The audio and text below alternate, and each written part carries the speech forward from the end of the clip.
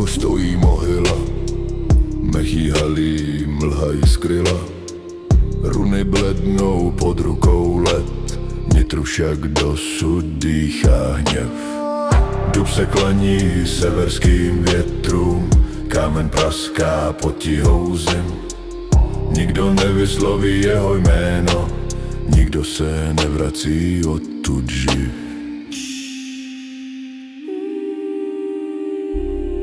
Ne každý padlý našel svůj konec, ne každá duše našla svou cestu.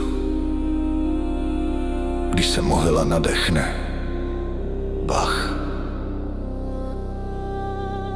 utíkej.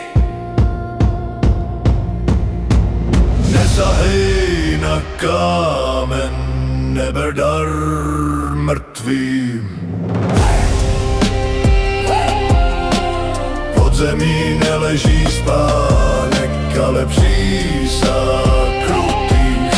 Kdo otevře mohylu, stop, otevře svůj vlastní hrob.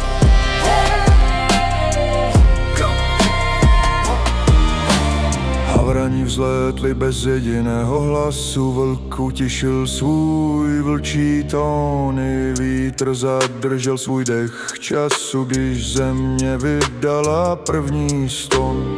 Ledová ruka sevřela hlínu, prsty rozlomily starý kámen, oči bez života hleděly v přetemnu a noc už nepatřila nikomu živýmu.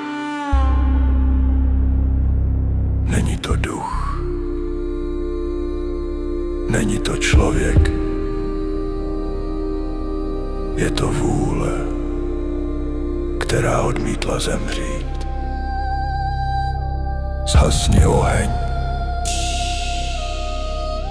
sklop zrak, nevyslovuj jeho jméno. Nesahej na kámen, neber dar mrtvým. Pod zemí neleží spánek, ale přísaha krutých. Kdo otevře mohylu, stop, otevře svůj vlastní hrob.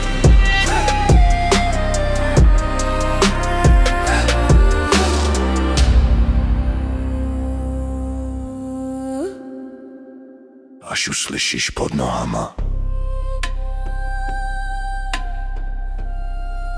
druhý krok, neohlížej se, ten první byl tvůj, ten druhý